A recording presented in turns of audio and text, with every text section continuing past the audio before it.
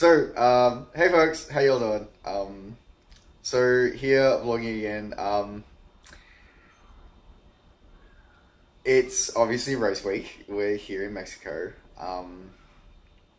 So following on, when did I last vlog? I vlogged on Tuesday when I was coming back from the swim. Okay, cool. So we are now Thursday morning. I went to vlog. So yesterday was not a good day. let's go with yesterday was not a good day. I'm getting one hell of a look from April right now.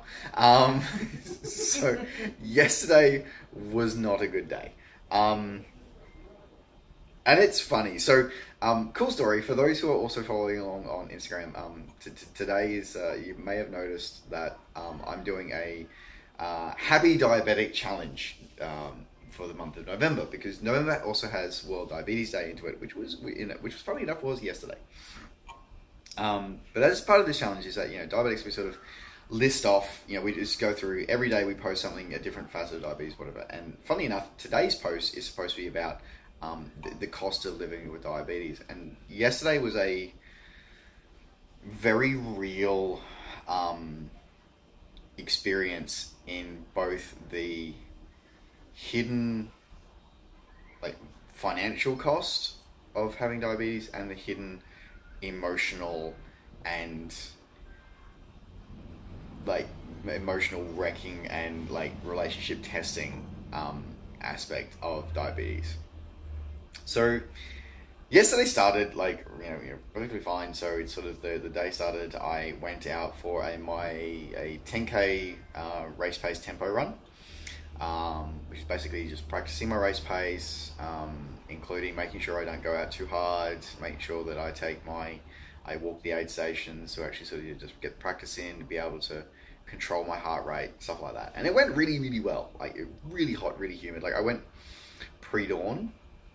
And as the sun was coming up, I was already drenched in sweat. So that was interesting. But as an actual practice run, it was perfect. Heart rate kept low, kept it in check, kept my pace pretty close to what I wanted to have. A little faster, but yeah, for what I wanted to have, and it was kept in control of it. So I was really happy with that. Anyway, so we'd organised to spend the afternoon at a aquarium sort of place, so a dolphin research facility that also offers you get a chance you can have swim with dolphins, you can have your photo taken with them, and all that really kind of touristy cool stuff. But yeah, they actually do good work. They partner with, which university was it in America? Chicago. Chicago University. University of Chicago, to actually sort of do that with their marine biology program. So there's good stuff going on there. Anyway, so we go there and it was all fun. Anyway, so packing all the gear and whatever, because obviously we're going to be swimming with dolphins, so I could take my swim gear. Yeah, that's cool, no worries. And this is a tourist island, so this stuff is not cheap. It's still not outrageously priced, but at the same time, it's also not cheap. And as a standard theme park, they don't offer pass outs. So, cool story. Obviously, I'm diabetic, I'm on pump. What I normally do when I'm having a shower or going for a swim or whatever is I disconnect the pump, and I put a little cap over the cannula, the port into my body to stop water and nasty stuff going in. So I forgot to bring that little tiny little thing put in, which means that because I didn't realize this after I was already in the park, means I didn't have the ability to be able to leave the park and go and get it and come back. By the way, the hotel's still 20 minutes away, so it would have been an hour turn around to get back, which meant we would have missed our window to go our scheduled booking to go swimming with the dolphins. So you sort of get faced with a choice. You sort of okay, so I can either go back to the hotel and sort of get what I need, reattach my pump, whatever, and just and get the thing that I need. But I'm gonna have to repay a significant amount of money to re-enter the park again. and potentially miss the chance, the prepaid, pre-booked chance to actually swim with the dolphins. Strong possibility I'll miss doing that. Or I take pump off, take the cannula site out, which I had just changed that morning, but then go without my pump until I get back to the hotel at whatever time in the afternoon that we end up getting home, getting back to the hotel. So it's a really shit choice. Like, straight up, it's a shit choice. Because either you're blowing potentially hundreds and hundreds of dollars and a chance at an experience that you may never get again, or you run the risk and potentially put your health and your mental well-being in danger. So, me being me, of course, I said, well, we're here now, we're going to have the experience or whatever. So I dosed up what was, I thought, going to be fine for the day. And so, yep, okay, just try, because again, diabetes is a balancing act. So I sort of did a dose before I took the cannula out. And I took the cannula out and we went for a swim with the dolphin. It was amazing. It was so cool. I know there are people that sort of say it's a terrible thing, to keep animals in captivity or whatever, but these animals are born in captivity, but they run a rescue and a rehabilitation program for wild dolphins as well. And these dolphins in captivity that are born in captivity, they are still contributing for research and being able to find safe ways of being able to monitor and look at the behavior of the wild dolphins. So, I get the thing. Anyway, that's probably a whole another issue that I'm not going to get sidetracked on. But it was an amazing experience, a lot of fun, and just epic. Anyway, so there's that, and then of course, then we've got some other things to do, some other stuff to do in the park, and then so we did a bit of snorkeling, which was fun. So it was April's first time doing any snorkeling, so that was kind of fun and kind of cool. We got to see some fishies. I got to see some octopodes. When I saw the blue ring one, I was like, yeah, okay, I'm out now. Okay, thanks, bye. But otherwise, it was really cool. Just watching sort of people just wandering around and soaking up the atmosphere was great. But by this point, I'm now sort of off punt by 4 hours. I'm sort of 4+ hours off, which is not good.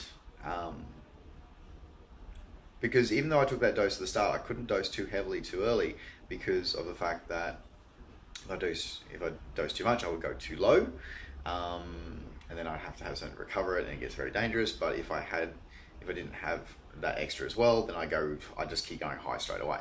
So in the end, we sort of stuck around. We didn't get back to the hotel till sort of after 5. So I've been off pump by then for 5.5 hours, 5.5 or 6 hours. I was rather high. It was fairly significant. So I had to then replace the cannula, get it back in, and start bringing that back down. And the fact is that I'm a mean prick when my blood sugars are high. I know it. I try to sort of not be, but the emotional thing for me, and it's different for different diabetics as well. So some are like this, some are other ways. And for me, it's sort of like I get really mean and really short-tempered when my blood sugars are high. And yeah, it was a testing day, that's for sure. And of course, trying to sort of I need to eat something, but at the same time, I'm so high that eating something would be a very bad idea. So trying to do that while trying to the fact that I'm kind of doing an Ironman in a couple of days. Yeah, it was all round just a really shitty day, pretty much.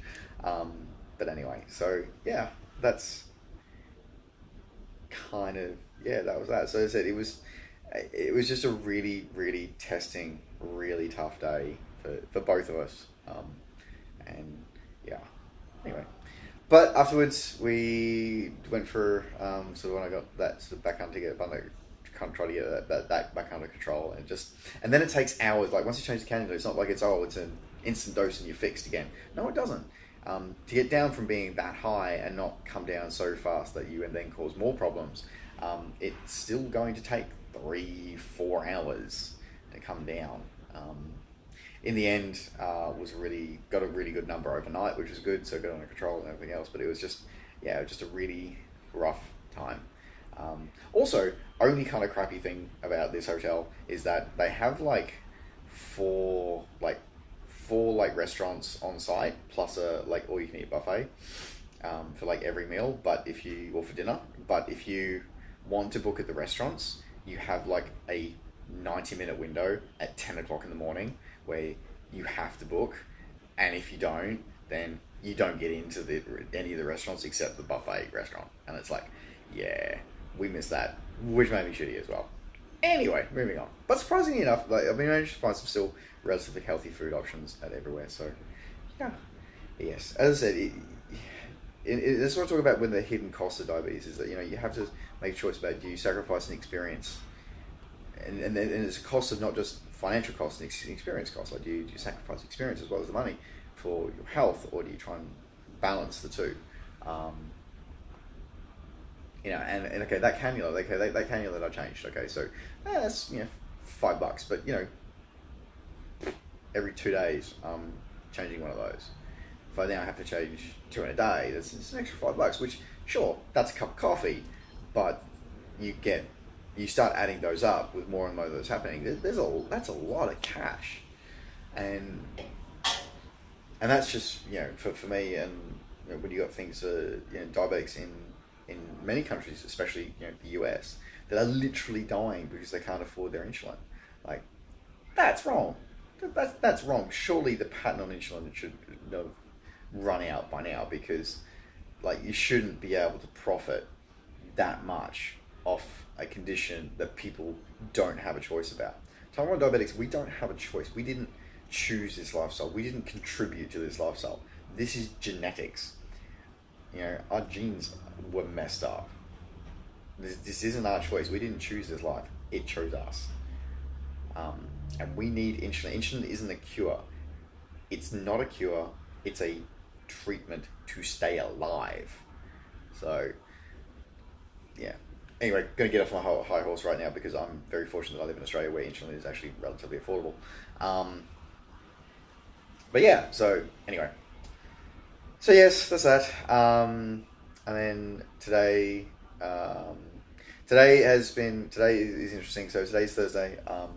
Going for a ride. Built the bike with April's help last night. Going to be taking out for a shakedown ride today. Down to just around the island. Going to recce the bike course this afternoon. But we are very shortly going to be heading and to athlete check-in, because athlete check-in has just opened. So, oh dear God, it kind of all got very real this morning at breakfast when they released the actual bib numbers. So yeah, bib 515. Terrified. And yeah, that's where we're at. So you were going to we were going to be outside with a nice view. Instead you get the view behind me from inside because it's windy right out there. Like, it is crazy windy. Like, it's not as windy as it was last night. Last night was insane. But yeah, it's still pretty windy. We're looking at about 20 kilometers an hour. I think 20-25 kilometers an hour blowing across the island at the moment. So it's going to be interesting out on the bike course, that's for sure. But yeah, we'll sample it out this afternoon. Maybe vlog again this afternoon. We'll go from there. But yes, this morning I have booked dinner tonight at the restaurant. I did book tonight. So yes, there you go. Alright guys, thanks very much for tuning in. I'm sure I'll have more. I'm also very nervous and very terrified about this whole thing. So there will be more nervous vlogging coming up. So yeah, in the meantime, thanks for tuning in guys. Catch you later. Bye.